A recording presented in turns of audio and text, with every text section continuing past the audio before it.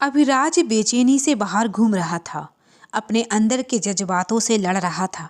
ऐसा क्या हुआ था कि महागुरु से मिलने के बाद वह इतना ज़्यादा परेशान हो गया था। थोड़ी देर बाद जय हिम्मत करके अभिराज के कमरे में गया। अभिराज खिड़की पर बैठकर चांद को निहार रहा था। अब अभिराज को आदत हो गई थी खिड़की पर बैठकर चांद को देखने की।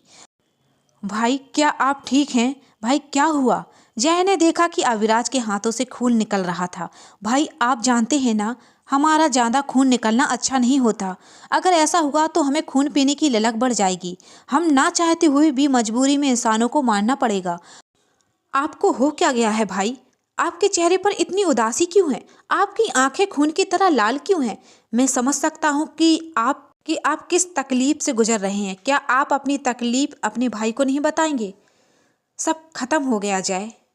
मैं लौटा कर आ रहा हूँ। मैंने अब अभी नहीं मिलूंगा, क्योंकि अभी मुझे हमारे साम्राज्य की रक्षा करनी है और मैं अपने साम्राज्य की अपनी मोहब्बत की दुनिया छोड़ दी है। भाई, मैं समझ सकता हूँ कि यह आपके लिए कितना मुश्किल है, लेकिन ऐसा भी क्या कि आपको अपना फर्ज तो निभा रहे हैं ना।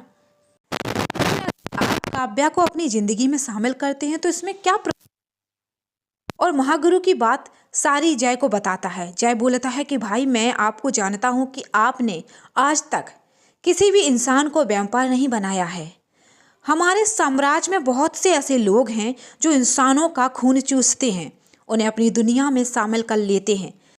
जिस दिन मैं सम्राट बनूंगा, मैं भी बाकियों की तरह ही हो जाऊंगा। इसलिए मेरा काव्या से दूर रहना ही ठीक है। कल मुझे महागुरु को अपना फैसला बताना है। तुम भी जाकर आराम कर लो। दिल्ली।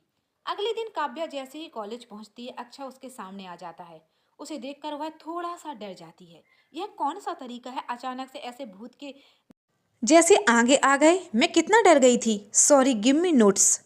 काव्या मुस्कुराकर अक्षय को सारे नोट्स दे देती है। किरण उन दोनों को बात करती हुई देखती है और सोचती है, यह लड़का कौन है जो काव्या से बातें कर रहा है? मुझे इसका पता लगाना होगा। या किसी की चाल तो नहीं, या फिर इंसान, या फिर मोहिनी का भेजा हुआ कोई व्यापार तो नहीं। किरण दोनों के पास पहुंचती है। अक्षय, यह मेरी फ्रेंड है किरण। और किरण, यह अक्षय हमारी क्लास का है। इन्होंने अभी एडमिशन लिया है। किरण बहुत ही अजीब नज़रों से अक्षय को देख रही थी। एक्सक्यूज मी, आप मुझे इस तरह से क्यों देख रही हैं? जैसे कोई भूत देख लिया हो। क्या है कि मेरी किरण मैडम ऐसी ही हैं, इतनी जल्दी जल्दी किसी पर भरोसा नहीं होता, हर किसी की जासूसी करती हैं। अच्छा, तो अगर आपको हम पर भरोसा नहीं है तो चलिए जाकर थोड़ा कुछ खा लेते हैं।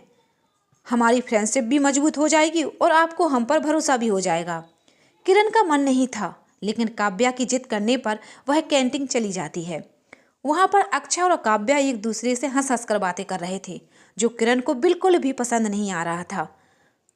मुझे बिल्कुल भी पसंद नहीं है कि मेरे सम्राट की पसंद को कोई और पसंद करे।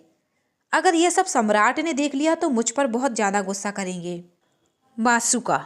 अगले दिन अभिराज महागुरु के पास जाता है तो महागुरु अभिराज से कहते हैं कि मैंने कहा था कि तुम सोच समझकर फैसला लेना।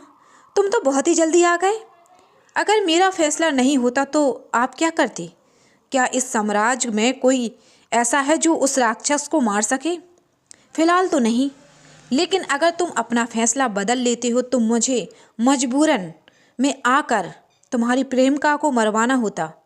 अविराज गुस्से से अपनी आंखें बंद कर लेता है और अंदर अपने गुस्से को पी लेता है, क्योंकि वह महागुरु पर अपनी नाराजगी नहीं निकालना चाहता था। कुछ भी कर ले, लेकिन हार मेरी होगी। इसलिए मैंने अब फैसला ले लिया है कि मैं कभी भी काव्या से नहीं मिलूंगा, उसकी तरफ नहीं देखूंगा। अब आप मुझे बताइए कि मुझे उस खंजर की खोज में कब निकलना है। बहुत खूब, मुझे तुमसे यही उम्मीद थी।